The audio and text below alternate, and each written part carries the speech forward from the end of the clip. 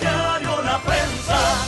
Y uno de los grandes avances de este país, en este punto, es la red de seguridad financiera en el 2008.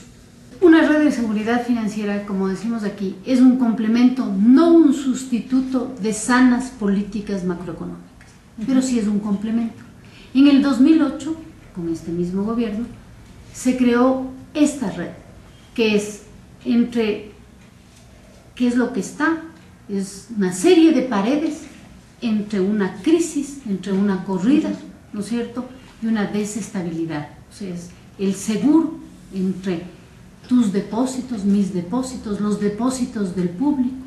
¿Por qué nos debe preocupar a los ecuatorianos una ley como esta?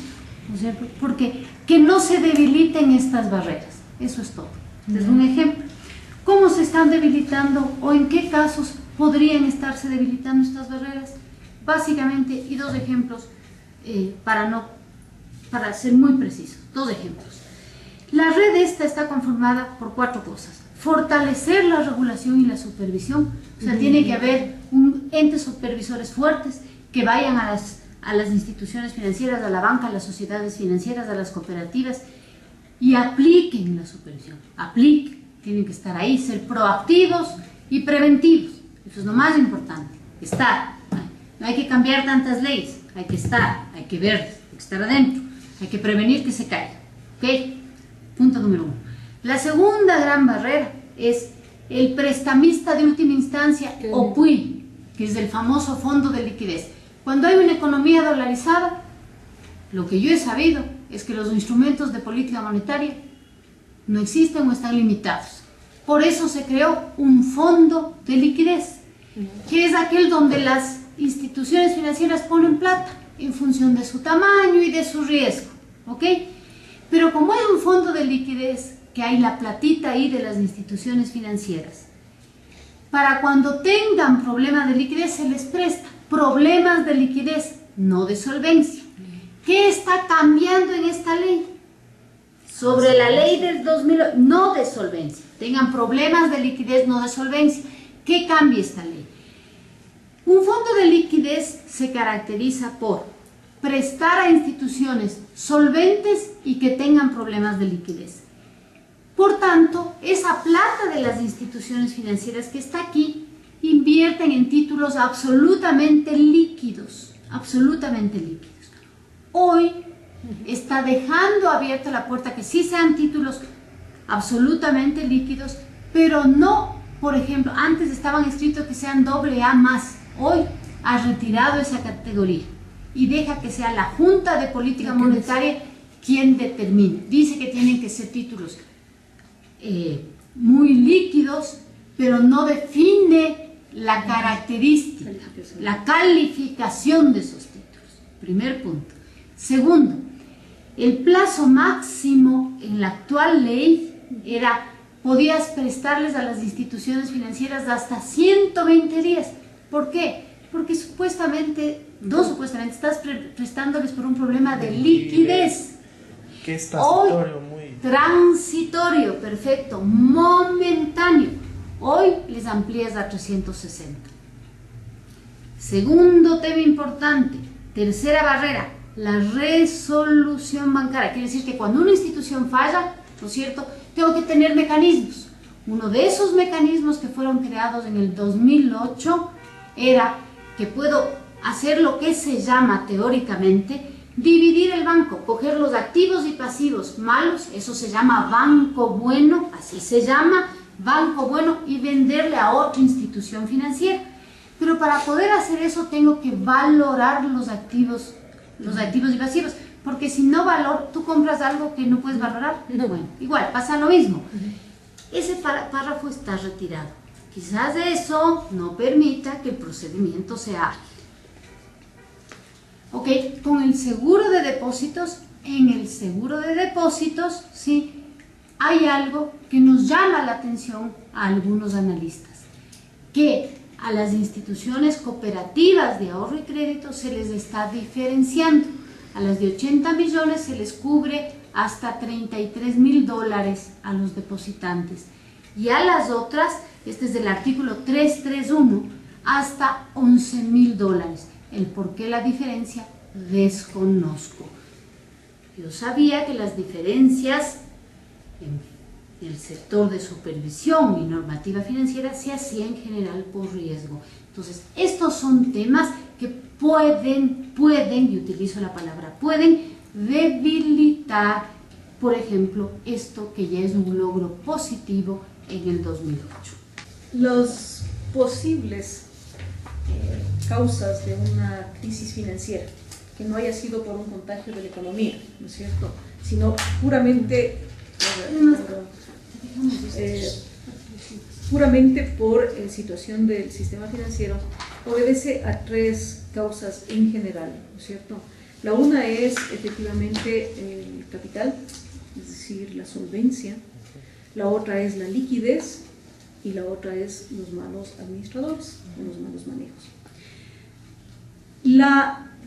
Cuando dice y hace énfasis Rosa Matilde en que el fondo de liquidez tiene que prestar a instituciones solventes, eso es casi ley escrita en piedra. Es decir, tiene una institución que ser solvente, tiene que demostrarse que es una necesidad puntual de liquidez, puntual. Es decir, que no tiene problemas de la estructura y que es puntual. Si es un problema puntual de liquidez, ese problema puntual de liquidez está demostrado estadísticamente, y así se hizo la ley de red de seguridad financiera, que no puede superar 120 días. Un problema puntual de liquidez no puede superar 120 días, porque si supera los 120 días quiere decir que no es puntual de liquidez, es un problema estructural. Una, dos, el fondo de liquidez se llama fondo de liquidez, pero no es un fondeador, no es una línea de crédito para que yo diga, le presto a 360 días. No es una fuente de fondeo, tampoco es una línea de crédito, es para solventar los problemas puntuales de liquidez. Eso es súper importante y por eso lo recalcamos. Y lo otro es comentar, dentro de esas preocupaciones manifiestas, ¿no es cierto?, de una supervisión preventiva, que nosotros hemos luchado muchísimo en tratar de institucionalizar y digo nosotros porque en su momento ustedes se acordarán que las cooperativas de ahorro y crédito que tenían más de 10 millones de activos estaban bajo el control de los superbancos, ¿verdad? Y después, digamos, cambió con la nueva ley de la economía popular y solidaria, y ahora tienen una superintendencia. Pero desde siempre nosotros habíamos estado luchando por tratar de institucionalizar un proceso que se llama de supervisión auxiliar. ¿Por qué? Porque ejercer la supervisión es, primero, formar supervisores es un tema súper complejo, es una profesión. El ser un supervisor bancario, supervisor financiero, en sí mismo entraña una profesión. Usted tiene que invertir un montón de dinero en capacitarles, en profesionalizarles, ¿verdad? Entonces, son recursos caros. Hacer supervisión es un recurso muy caro, muy caro. Y entonces, como no puede usted tampoco tener un ejército de supervisores, entonces habíamos luchado por esta supervisión auxiliar. ¿Qué quiere decir? Que yo que tengo el mandato constitucional y tengo el mandato legal de supervisar y controlar al sistema financiero, yo que tengo ese mandato, ¿no es cierto?, me auxilio en determinado tipo de instituciones para que ellas me ayuden a hacer la supervisión, ¿verdad? Eso quiere decir que entonces yo a su vez voy a definir un perfil de instituciones que puedan y estén en capacidad de auxiliarme, de ayudarme para hacer la supervisión auxiliar, ¿verdad? Esto está contemplado dentro del nuevo código y es un avance importantísimo, fíjense, o sea, es un tema súper positivo. ¿Cuál es el problema del código? El problema del código es que contempla la supervisión auxiliar, pero les establece les voy a leer exactamente para que ustedes miren. El 470 dice: disponer que los organismos de integración y otras entidades especializadas podrán colaborar, porque hay que animarles a que colaboren, desde luego, ¿no es cierto?, con la superintendencia en la realización de una o varias actividades específicas de supervisión. Esa es la supervisión auxiliar, ¿ya? típicamente está determinado para la Superintendencia de la Economía Popular y Solidaria, porque es allí donde hay tantísimas instituciones muy chiquitas, a donde muy difícil puedo llegar con la supervisión. Dice, puntos más, ¿no? Y dice, lo harán si son responsables administrativa, civil y penalmente de la supervisión que efectúan. Esa es la falla. Primero que yo debo animarles, porque les estoy animando a hacerlo. Yo debo establecer que yo no dejo de ser responsable. Yo sigo siendo responsable de la supervisión. No puedo yo descartarme y decir, ahora que ya le di a usted, yo le voy a dar a usted la facultad de supervisión, que no le da ni siquiera la Constitución. La Constitución dice que estarán supervisadas por superintendencias. Quiere decir que el origen primario de esa responsabilidad soy yo, superintendencia. Por tanto, yo sí les quiero animar a ustedes a colaborar conmigo en la supervisión auxiliar. Debo establecer claramente que yo soy el responsable, pero también debo establecer que pueden ayudarme ustedes en la ley, ¿no es cierto? Pueden ayudarme bajo ciertos criterios y parámetros puestos, seleccionados por la superintendencia. ¿Sabe que yo le voy a dar mis herramientas de supervisión? Yo le voy a entregar a usted. Ahora, por ejemplo, tenemos un proceso de supervisión que es el quitarán de ahí, que es el supervisión por riesgos, ¿no es cierto? Esa supervisión por riesgos también, Cuña Comercial, fue institucionalizada en el año 2007, 2008 y 2009 por es por eso, ciertos compañeros que pudimos trabajar en eso. Esa supervisión, ¿no es cierto?, es una supervisión que está basada en riesgos, que evalúa gobierno corporativo y calidad de la gestión. Y esto es bien interesante, porque nosotros les habíamos dicho que hay tres básicamente motivos de quiebra. Entonces yo tengo que asegurarme como supervisor de que sean solventes, capitales mínimos de acuerdo al riesgo, solventes, ¿no es cierto?, que tengan un fondo de liquidez, ¿verdad?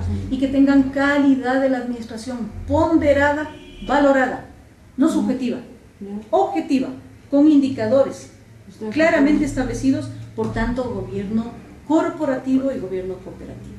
Así somos.